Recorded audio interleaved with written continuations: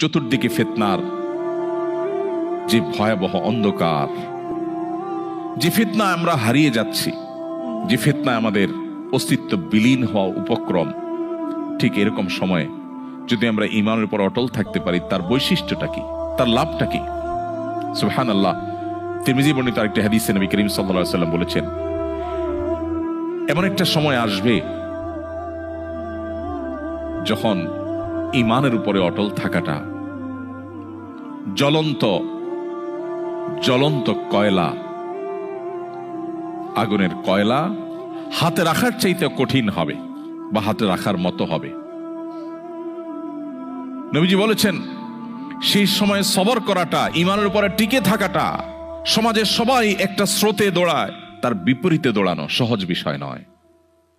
কিন্তু এই কাজটা যারা করতে পারবে, নবীজি বলেছেন তাদের কাজটা কষ্টসাধ্য এতটাই যে জ্বলন্ত আগুনের কয়লা হাতে রাখার চাইতেও বা রাখার মতো কষ্টের, কিন্তু এর বিনিময়টা আবার সেরকম ঈর্ষণীয়। তিনি বলেছেন 50 জন মানুষ আমল করে যে পরিমাণ সওয়াব পাবে, ওই সময় এই রকম প্রতিকূল পরিবেশে যিনি নিজের ঈমানকে, নিজের আইডেন্টিটিকে, নিজের আমলকে, নিজের মুসলমানিত্বকে যে ব্যক্তি বুলন্দ করে রাখবে, উঁচু করে রাখবে, ধরে রাখতে পারবে, আল্লাহ তাআলা তাকে 50 জন মানুষের আমলের সমপরিমাণ সওয়াব তাকে দান করবেন। তিনি নামাজ পড়বেন 1 রাকাত, সওয়াব পাবেন 50 রাকাতের। তিনি রোজা রাখবেন 1টা, সওয়াব পাবেন 50টার। তিনি হজ করবেন 1টা, সওয়াব পাবেন 50টার। সাহাবীরা অবাক হয়ে গেলেন নবীজির এই কথা শুনে। তখন তো সেরকম কোনো পরিবেশ ছিল না, ঈমানের জন্য অনুকূল পরিবেশ ছিল মদিনাতে।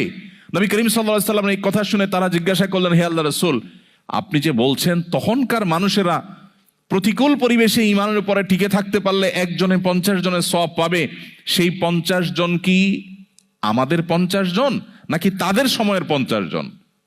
নবীজি তখন বলেছেন, আরে না, তাদের সময়ের না, তোমাদের মতো 50 জনের সওয়াব তারা পাবে।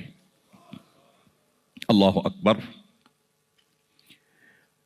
সাহাবায়ে কেরামের যে মর্যাদা, সেটা নতুন করে বলার অপেক্ষা রাখে না। কিন্তু প্রতিকূল পরিবেশে নিজের ঈমানকে, মুসলিম আইডেন্টিটিকে যদি কেউ উঁচু করে সেটাকে নিরাপদ রাখতে পারে, তার আঁচলকে বাঁচাবার জন্য সে যদি সংগ্রাম করে টিকে থাকতে পারে, জ্বলন্ত কয়লা হাতে রাখার মতো এই কঠিন কাজটি যদি সে করতে পারে, নবীজি সাল্লাল্লাহু আলাইহি সাল্লামের হাদিসের এই ভবিষ্যৎবাণীর আলোকে এই সুসংবাদ সে পাবে। আল্লাহ তাআলা আমাদের সবাইকে শক্তিশালী ঈমানের অধিকারী হওয়ার মধ্য দিয়ে এই প্রতিকূল পরিবেশে আমাদের ঈমানকে, আমাদের আইডেন্টিটিকে, আমাদের ইসলামকে আল্লাহ তাআলা